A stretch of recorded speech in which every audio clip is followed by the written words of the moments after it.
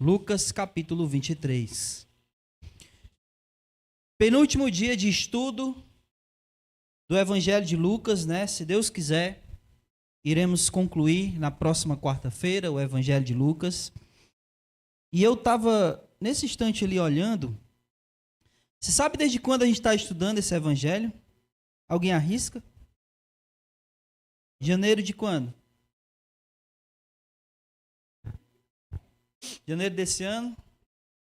Hã? Foi não?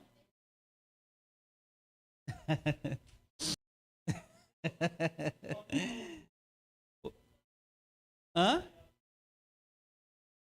Foi quase. Julho do ano passado.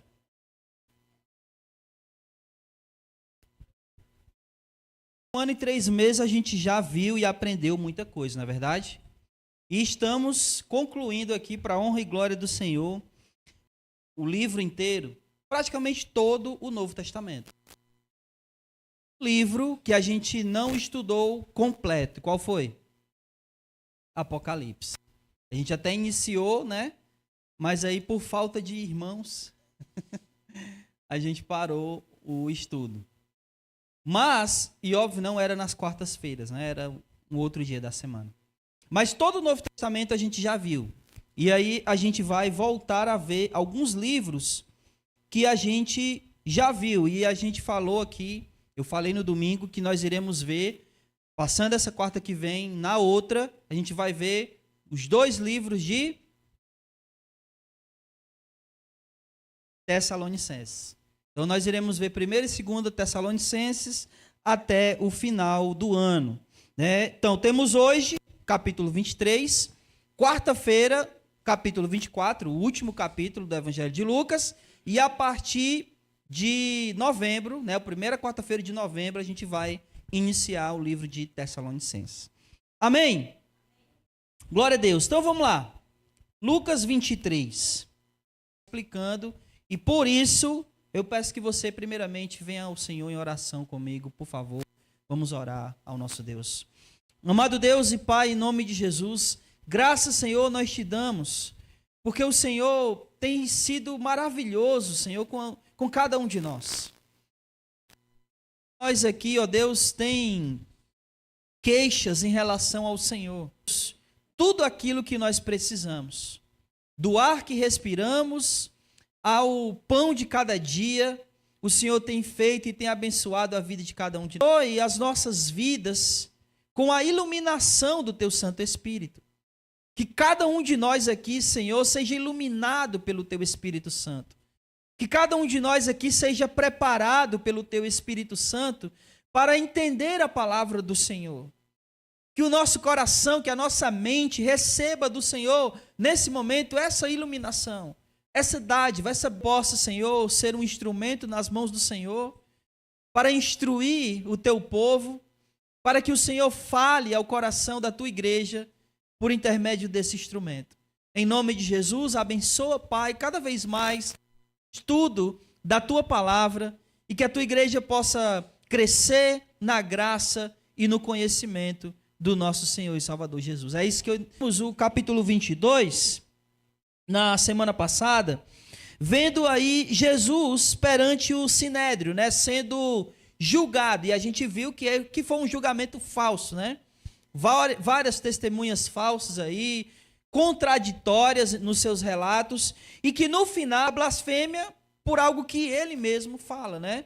Ou seja, ele é condenado pela sua própria palavra. Então a própria palavra de Deus é quem condena Jesus, sepultado. E é justamente isso que a gente vai ver.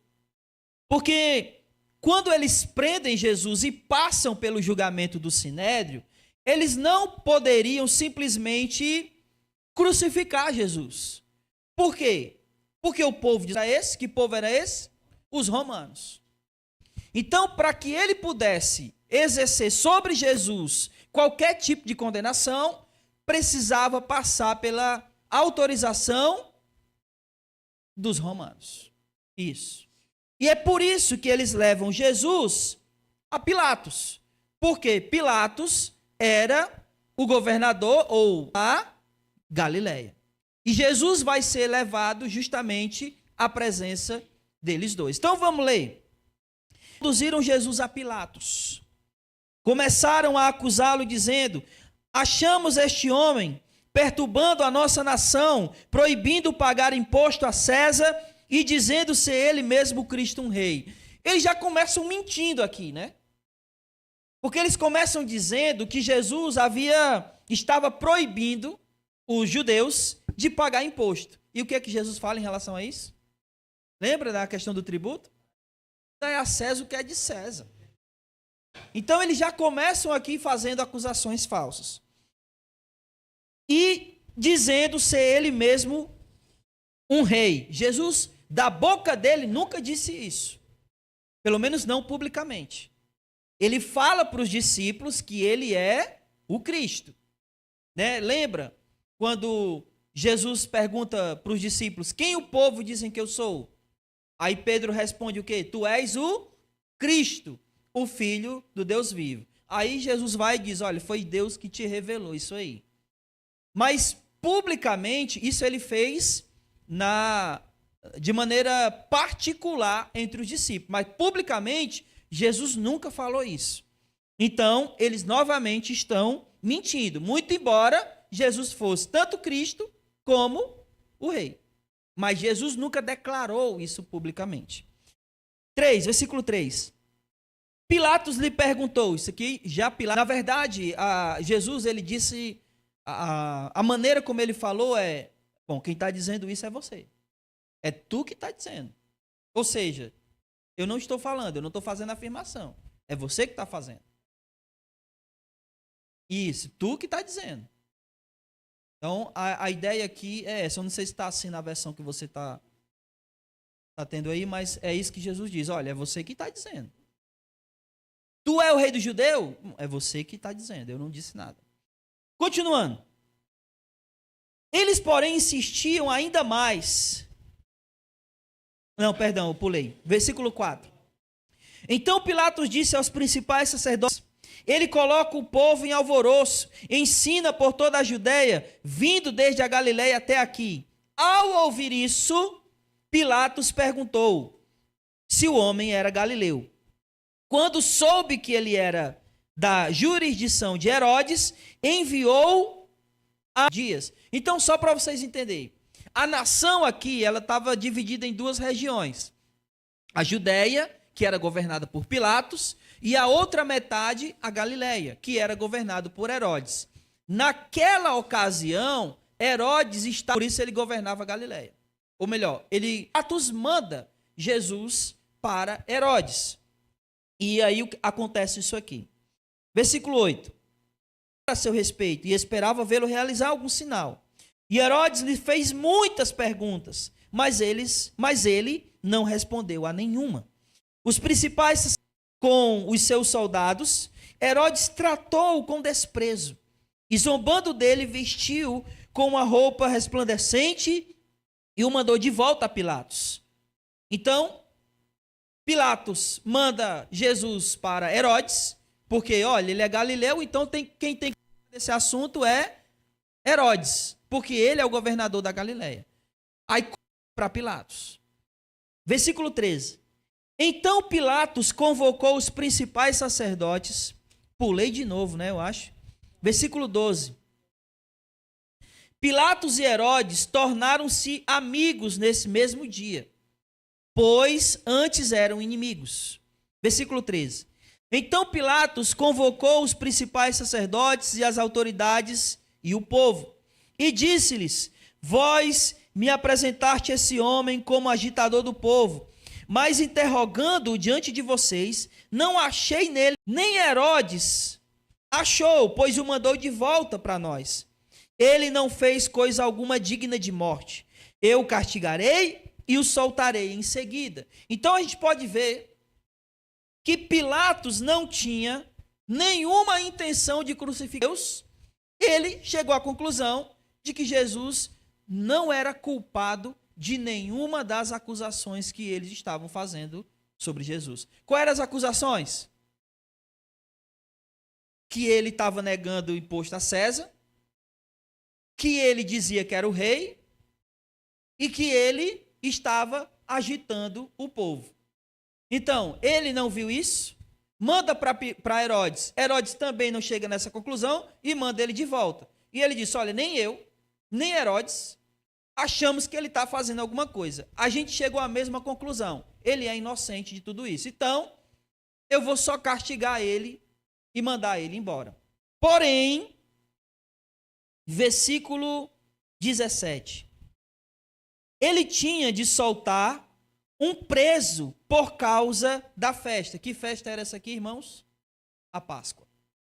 Estava na festa da Páscoa e eles tinham, por tradição, soltar um preso, né? Libertar um preso, porque afinal de contas, não. Então, eles tinham como tradição libertar um preso. E aí eles fizeram exatamente os Barrabás. Então a multidão começou a dizer: deixa ele e que Barrabás seja solto. Barrabás havia sido preso por causa de uma rebelião na cidade e por homicídio. Então Pilatos lhes falou mais uma vez, pois queria soltar Jesus. Eles, porém, gritavam: crucificam, crucificam.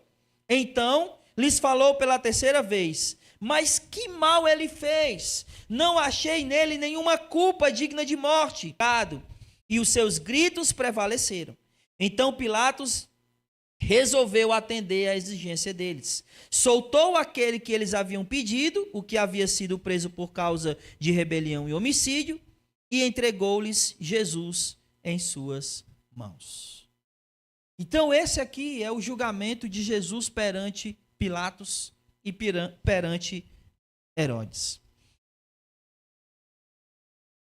Lucas, ele vai justamente começar esse relato, né, falando que eles levam Jesus perante Pilatos com acusações falsas. Afinal de contas, ele era o quê?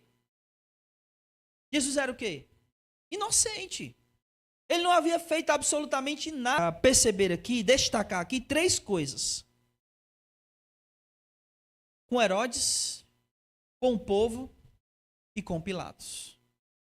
E com Herodes, vamos ler o versículo 8 e 9. Quando Herodes viu Jesus, ficou muito contente, pois desejava vê-lo havia muito tempo, por ter ouvido falar a seu rei, não respondeu nenhuma.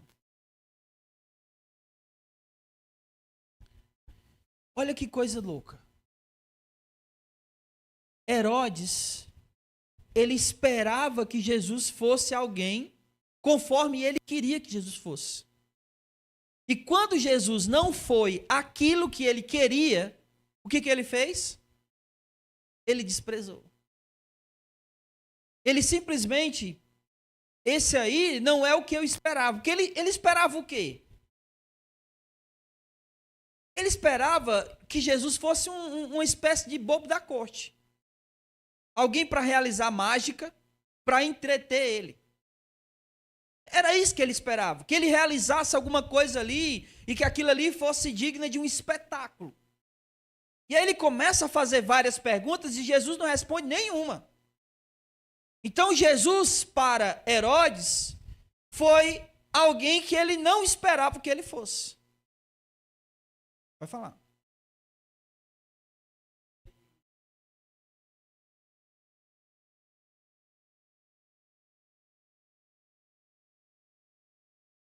Não.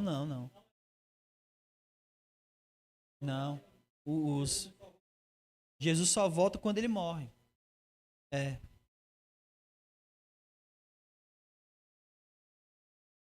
Sim, mas era outro Herodes. Se eu não me engano, esse Herodes aqui, posso até estar falando bobagem, mas se não me engano é o Herodes Antipas. Esse aqui. O outro Herodes, que foi o que perseguiu os inocentes, Jesus só volta do Egito e morre. Porque senão, se ele volta com ele ainda, ele iria buscar matar ele também, de novo, né? Não. Ele volta para Nazaré, que era a cidade onde eles moravam, né, antes. Porque, só lembrando, né, a história. Ele sai de Nazaré com Maria grávida, né? José sai de Nazaré com Maria grávida para ir para Belém, por causa de quê? Do recenseamento. E aí, quando chega em Belém, vai para o Egito, porque Herodes estava matando os inocentes, porque ele ouviu falar que o rei do judeu havia nascido. Ele volta para a Judéia, só que ele volta para Nazaré. Profecia de Zacarias. Amém. Então, com Herodes aqui, a gente pode perceber isso, né? Que para Herodes, Jesus não era o que ele esperava que Jesus fosse. Ele se decepcionou. E aí, quando ele viu os líderes religiosos acusando Jesus de várias coisas, aí ele foi a zombar. E é engraçado, irmãos, porque isso é uma coisa que acontece muito hoje em dia. Quando, por exemplo, a pessoa espera que Jesus faça uma cura, e aí isso não acontece, aí ela começa a dizer que não acredita mais nesse Jesus, que ele não tem poder para curar nada. Isso acontece demais. Isso não é uma coisa de Herodes, é uma coisa de várias pessoas que têm em Jesus uma figura que não é o que ele verdadeiramente é, mas é aquilo que elas esperam que ele fosse. Assim como Herodes. Esperava ver sinais, ele esperava ver um realizador de milagres. Um mágico para entreter. Como muitos hoje acham que Jesus é simplesmente entretenimento. Somente. E mais nada. Está com frio ele está se tremendo. Aí.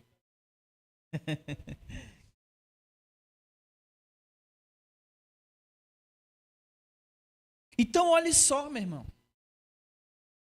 Nós precisamos receber a Jesus como ele é. E não como achamos ou como gostaríamos que ele fosse. Quem Jesus é para a gente? Um mero milagreiro? Alguém que está aqui para satisfazer os nossos desejos e as nossas vontades? O que Jesus é para a gente? Quem ele é para nós? Aqui cabe até a pergunta que Jesus fez para os discípulos, né? Quando ele disse, olha, quem o povo diz que eu sou? Aí depois ele diz, e vocês? Quem vocês dizem que eu sou? Porque Herodes tinha uma ideia totalmente equivocada de quem Jesus era. E nós? Quem nós dizemos que Jesus é? Quem Jesus é para nós de verdade? Ele é aquilo que de fato ele é? Ou ele é aquilo que eu acho ou que eu gostaria que ele fosse na minha vida? É isso que ele é para ti. Quem Jesus é de verdade? Porque às vezes as pessoas acham que Jesus é uma pessoa que está lá para realizar os desejos dela. É ou não é? O que Herodes queria? O que Herodes queria? Ver sinais. Isso. Então, Herodes queria que Jesus realizasse o desejo dele. Assim como muitos querem fazer isso hoje. Mas Jesus está aqui para realizar desejo de alguém? Sim ou não, irmãos? Não. O que significa dizer que Jesus é o nosso Senhor? O que significa na prática, Jesus é o meu Senhor? Porque é muito bom, perdão, André, é muito bom e é verdade, e é interessante a gente dizer, Jesus é o meu Senhor, amém. Mas o que isso significa na prática? Vai falar, André.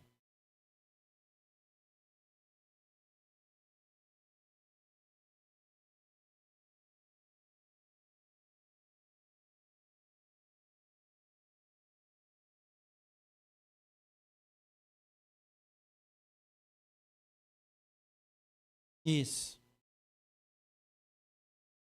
Nós somos escravos da orelha furada. Sabe o que isso significa? Alguém sabe o que significa isso, escravo da orelha furada? Não?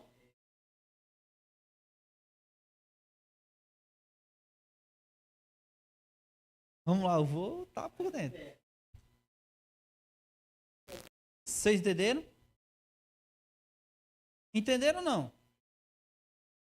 É porque acontecia o seguinte: escravo, vamos supor, ele viveu a vida inteira dele com aquela família. E aí chegou o tempo dele ser liberto. Só que ele não tinha mais ninguém. Toda a família dele se resumia à família que ele servia.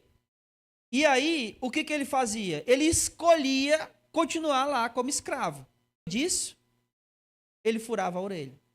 Então, o escravo da orelha furada é aquele que é escravo por opção dele, não por imposição do Senhor. Vocês estão entendendo agora? Então, nós somos escravos da orelha furada. A gente serve ao Senhor porque a gente quer. A gente decidiu servir. A nossa vontade é ser servo, escravo do nosso Senhor. Nós somos escravos da orelha furada. A mim um dia já foi também. Amém? Deu para entender? Então, Jesus ser o nosso Senhor significa dizer que nós é quem fazemos a vontade dele e não é ele que faz a nossa.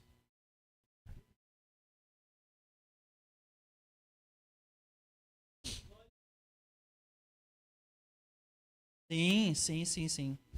Ele é suficiente.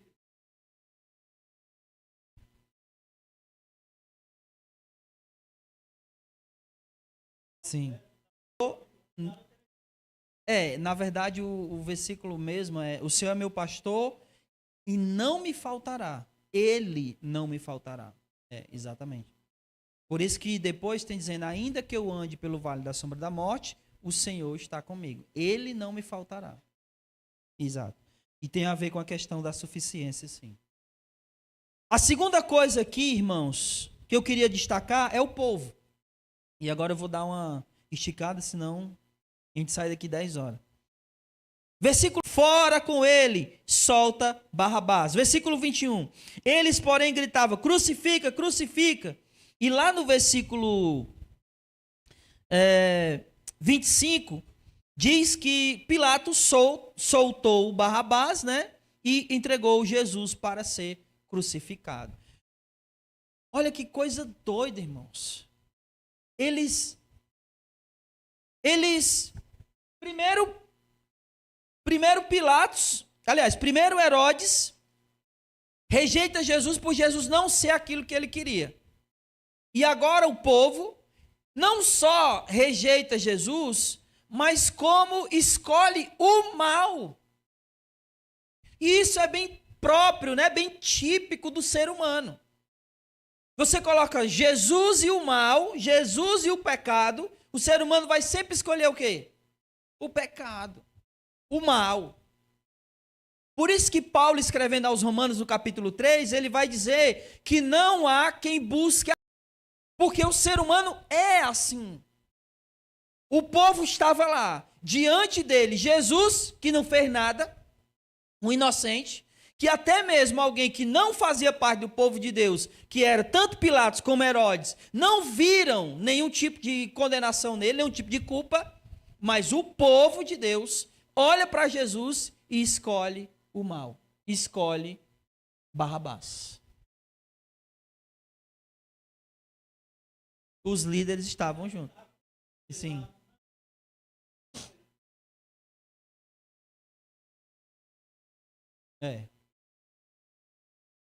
Quem grita aqui é o povo. Então, irmãos, o povo escolheu o mal ao invés de escolher. Para a gente não se demorar mais do que o que a gente já demorou aqui, e a gente ainda tem muita coisa para ver aqui. Pilatos. Olha os versículos. Eu marquei errado aqui, não é versículo 8 e 9. Eu acho que o 13, né, quando ele diz também... Versículo 14, quando ele diz assim, ó: vós me apresentais este homem como agitador do... no versículo 22, ele diz: então lhe falou pela terceira vez, mas que mal ele fez? Não achei nele culpa alguma digna de morte. Castigarei ele e soltarei em seguida. Só que no final do versículo 25, ele entrega Jesus para morrer. Pilatos sabia que Jesus era inocente e mesmo assim entregou Jesus para morrer.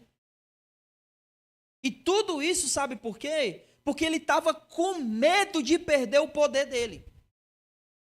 Porque o que acontece é o seguinte: tanto Pilatos como Herodes, eles estavam lá para controlar a multidão. Então, se uma multidão ela se rebelasse, por que Barrabás estava preso? Porque ele se rebelou. Então, quando tinha qualquer sinal de rebelião, ele já estava tendo rebelião naquela localidade, ele iria punir quem? O governador, que não conseguiu manter a paz. Então, ele, com medo aqui do povo se agitar e depois sobrar para ele, não, vou fazer a vontade do povo aqui, eles não querem matar? Então tá aí, eu não encontrei nenhum mal neles, mas se vocês querem matar, matem. É por isso que a gente escuta aquela, porque aqui não diz, né? Mas em Mateus vai dizer que Pilatos fez o quê? Lavou as mãos.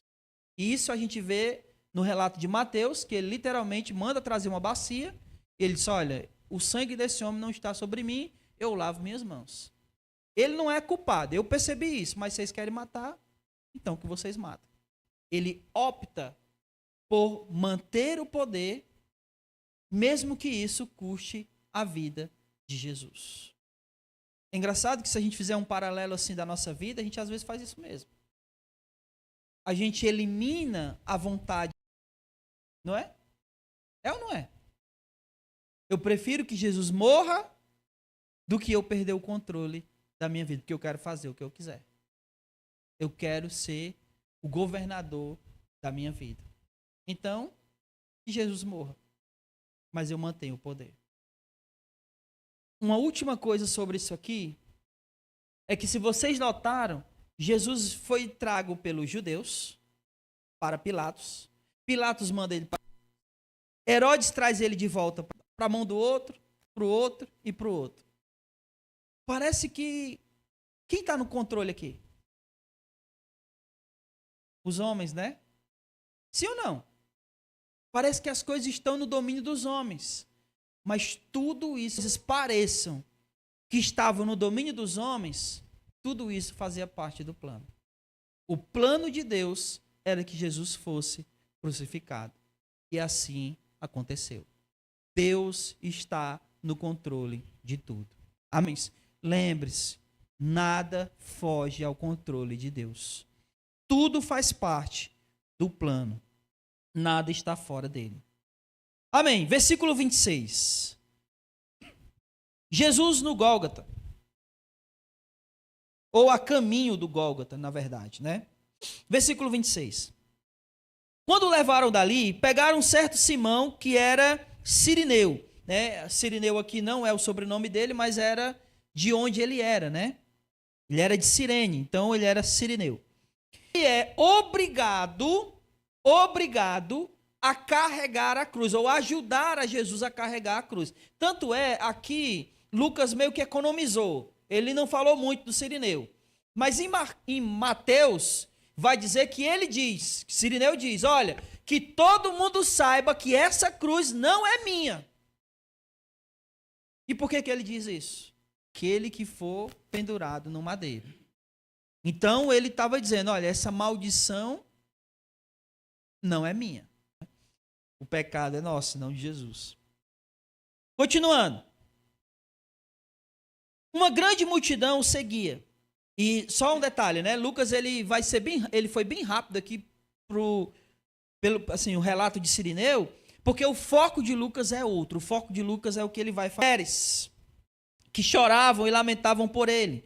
Jesus, porém, virando-se para elas, disse: filhas de Jerusalém, não choreis por mim, chorai sim por vós mesmas e por vossos filhos, porque virão os dias em que se dirá: felizes memorarão começarão a dizer aos montes: cai sobre nós, e às colinas cobri-nos, pois se fazem isto com a lenha verde, que farão com a seca? E levavam também com ele 2 criminosos para serem mortos.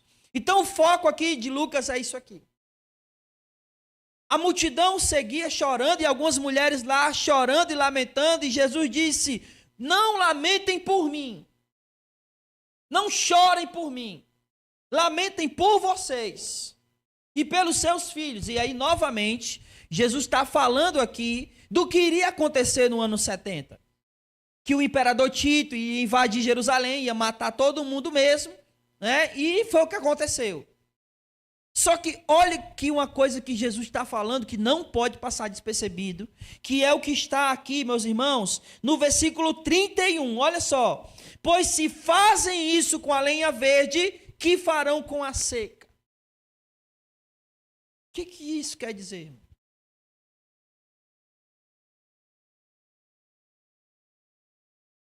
que isso quer dizer?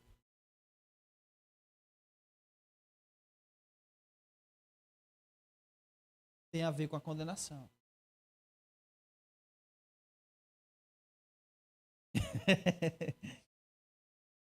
Quem é do interior aí? Levanta a mão. Vocês usam o que para tocar, para colocar fogo, né?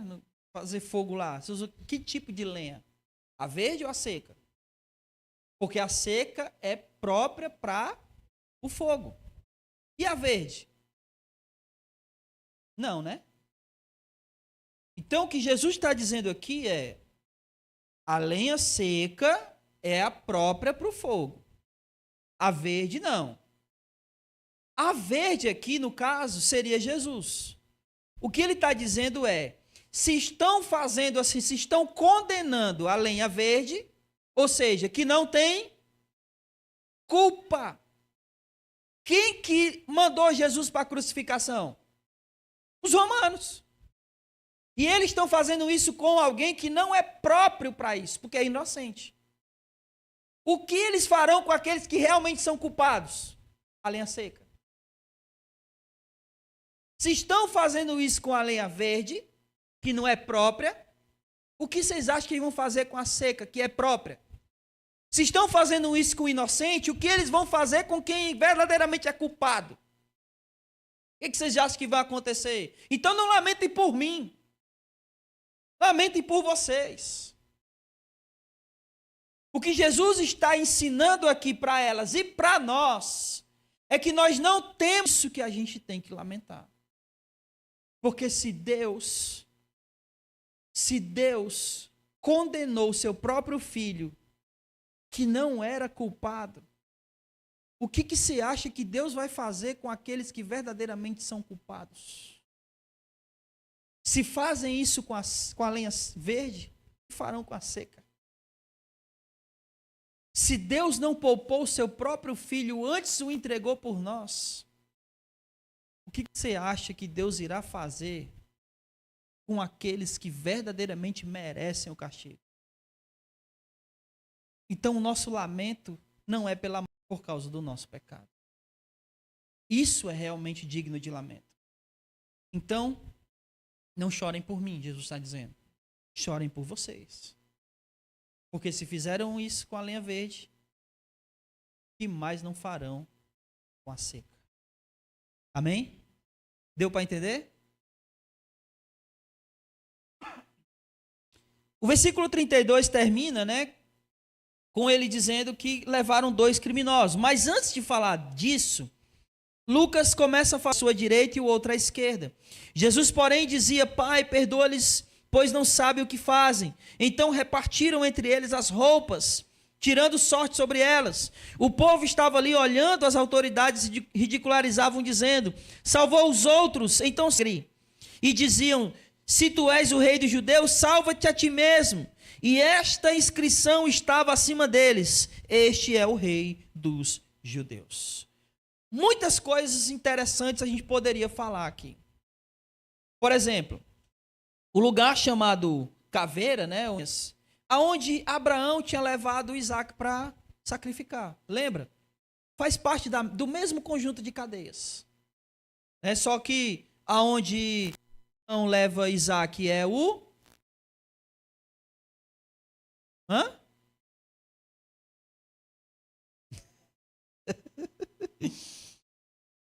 Pior que agora deu um branco até em mim. Ó. Horebe, não?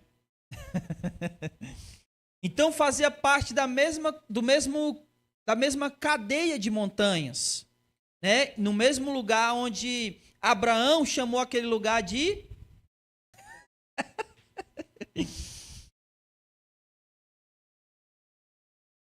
chamou, eu não vou falar o nome, eu vou falar em português. Ele chamou o lugar de o Senhor proverá. Não foi? Jeová Jiré, né? Ele chamou de o Senhor proverá. Proverá o quê? Um cordeiro para ser. E Jesus está justamente sendo esse cordeiro que Deus providenciou para ele mesmo. Então, Lucas já começa aqui mostrando o lugar. A gente poderia falar também de Jesus aqui no versículo 34, perdoando eles, né? Senhor, Pai, perdoa-lhes, porque eles não sabem o que fazem. A gente poderia também dizer que as duas coisas que eles falaram aqui, tentando ridicularizar Jesus, era verdade. Ele disse, salvou os outros, mas não pode salvar a si mesmo. Não foi isso que eles disseram? É verdade ou não é isso aí? Por que isso é verdade?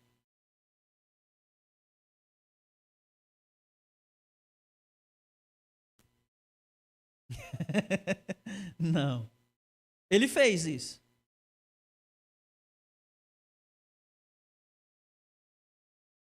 Por que Jesus salvou os outros, mas a si mesmo ali não podia se salvar? Exato. Porque ali ele tinha que escolher. Ou ele se salva e nós morreríamos, ou ele morreria e nos salvaria. O que ele está falando é verdade. Salvou os outros e não pode se salvar. Por quê? Porque ou ele se salvava, ou ele salvaria a gente. Ele tinha que escolher. As duas coisas não davam. Rei dos judeus. E essas duas coisas eles fizeram em zombaria. Falaram, salvou os outros, não pode se salvar. Mas era verdade. Aí ele diz, o que escrevi, escrevi.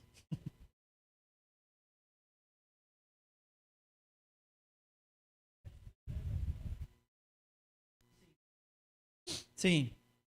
Repartiram as suas vestes. Mas eu queria falar dos dois criminosos, um à direita e o outro à esquerda. Versículo 39. Então, um dos criminosos crucificados blasfemava dele, dizendo, tu não és o Cristo? Salva-te a ti mesmo. Mas o outro, repreendendo-o, disse, não temes a Deus, nem sofrendo a mesma condenação? Nós, na verdade, estamos recebendo com justiça o que os nossos atos merecem, mas este homem não fez mal algum. Então disse Jesus, lembra-te de mim quando entrares no teu reino. E Jesus lhe respondeu, em verdade te digo que hoje estarás comigo no paraíso. E eu queria falar duas coisas aqui. A primeira é que se houver vida, há tempo de entregar a vida para Jesus. E a segunda coisa é, mas a gente não pode pagar para ver e esperar até a última hora para dar essa vida para Jesus. Porque olha que coisa maluca. Eu sei que muita gente vai nessa de, não, quando eu estiver morrendo eu entrego minha vida para Jesus, né? O pessoal às vezes diz isso, né? Mas olha que coisa doida. O cara estava morrendo e ainda assim ele não reconhece Jesus. Pelo contrário, ele blasfema dele. Então, ninguém pode deixar para a última hora para entregar a Jesus, porque a gente não sabe mesmo se na última hora a gente de fato vai reconhecer ele como Senhor e Salvador. Porque muitos podem não fazer isso, por mais absurdo que possa parecer. Ou pode ser tarde demais.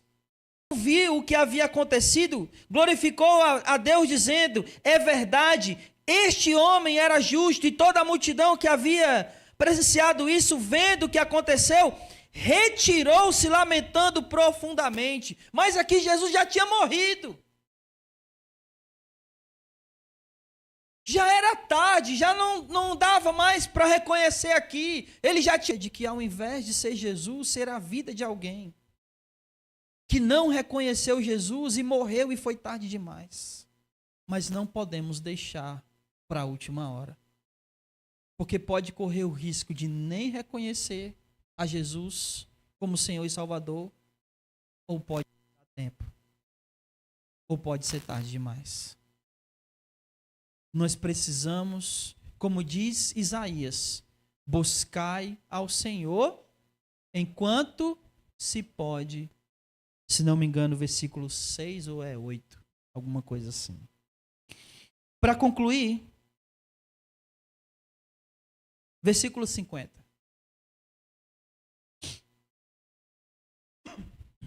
Certo homem chamado Nédrio era bom e justo. Então, Arimateia aqui não é um sobrenome, mas era de onde ele era, né? Uma cidade lá da Judéia. Versículo 51. Ele não havia concordado com o plano e com os atos dos outros, e esperava o reino de Deus. Então, indo até Pilatos, pediu-lhe o corpo de Jesus, escavado na rocha onde ninguém havia sido posto. Era o dia da preparação e o sábado estava para começar. E as mulheres que vieram com ele na Galileia, seguindo José, viram o sepulcro. E como o corpo havia sido conforme o mandamento. Vocês lembram da mulher que ungiu a cabeça de Jesus com perfume? Porque o que acontecia com alguém que morria é que depois da morte, as pessoas pegavam o corpo, limpavam, colocavam aromas, enrolavam e sepultavam. Na virada do sábado. Então, eles não podiam fazer esse tipo de coisa, porque era trabalho. Então, as mulheres foram, olharam aonde ele tinha sido sepultado, para quando fosse no domingo de manhã, elas irem lá e fazer toda a aromatização do corpo. Só que quando elas chegam de manhã lá, o que acontece? Né, o perfume na cabeça de Jesus. Ali o corpo dele foi preparado para ser sepultado.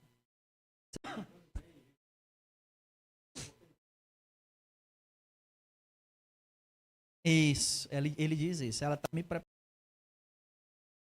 Irmãos, o que acontece aqui é o seguinte. Olha o versículo 51.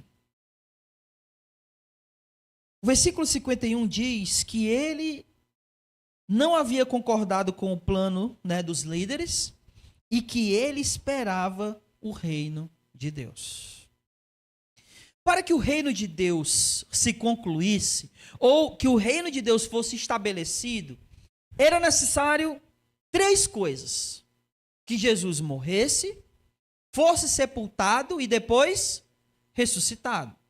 Então, essas 3 coisas faziam parte do plano de Deus, e quando Jesus ressuscitasse, o reino estaria inaugurado. José é dito aqui no versículo 51 que ele esperava sepultar Jesus e Jesus ressuscitar. Geralmente, quando se espera uma coisa, o que a gente faz quando está esperando alguma coisa?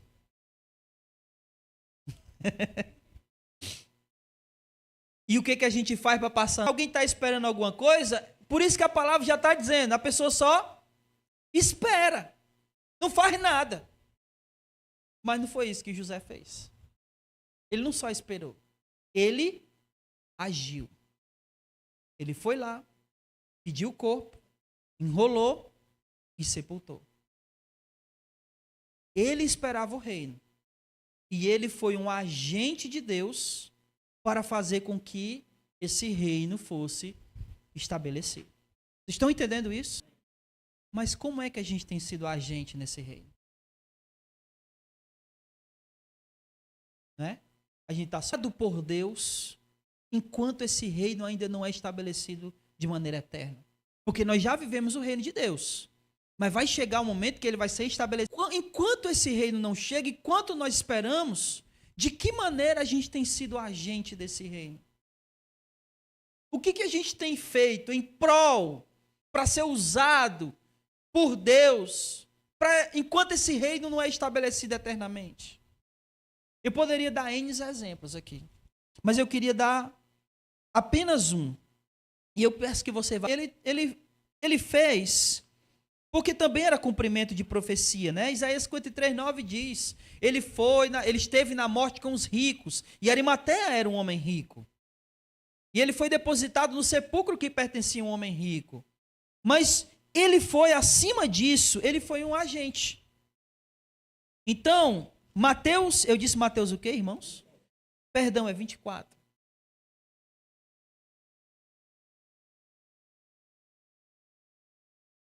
Versículo 14.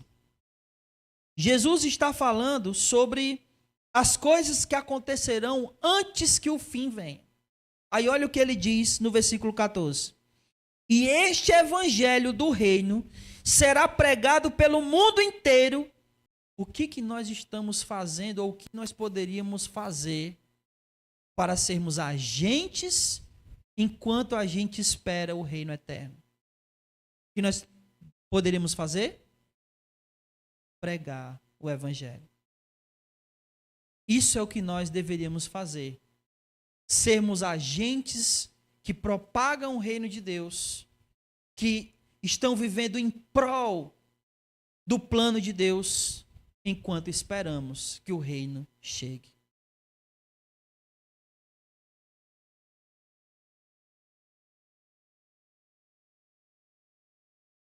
Amém. Amém. O que aprendemos hoje?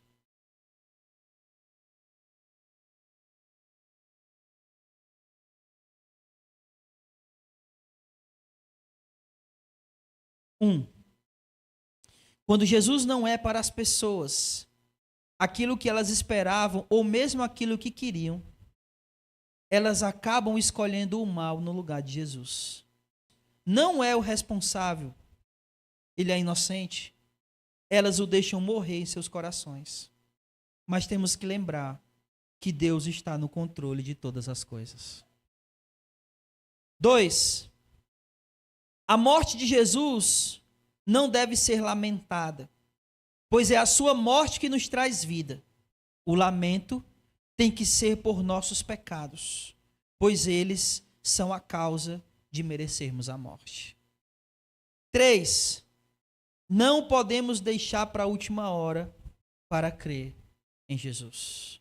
E por último, nós que esperamos o reino eterno de Deus, temos que ser esses agentes de Deus para que o seu propósito seja cumprido.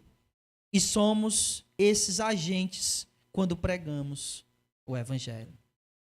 Amém? Que tudo isso, irmãos, entre na nossa mente e no nosso coração. E tudo isso a gente possa colocar em prática em nossas vidas. E que o Senhor abençoe a cada um de nós, nos dando fé, e Ele nos... Amém? Na próxima semana, a gente vai ver Jesus ressuscitando. E vamos tirar lições preciosas para a vida de cada um de nós.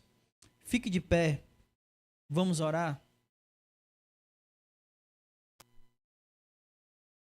André, por favor.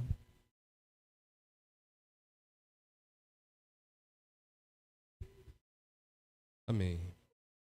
Fechar nossos olhos para o nosso Deus. Senhor Deus, Pai Todo-Poderoso, damos honra, te damos glórias, porque o Senhor é bom e maravilhoso.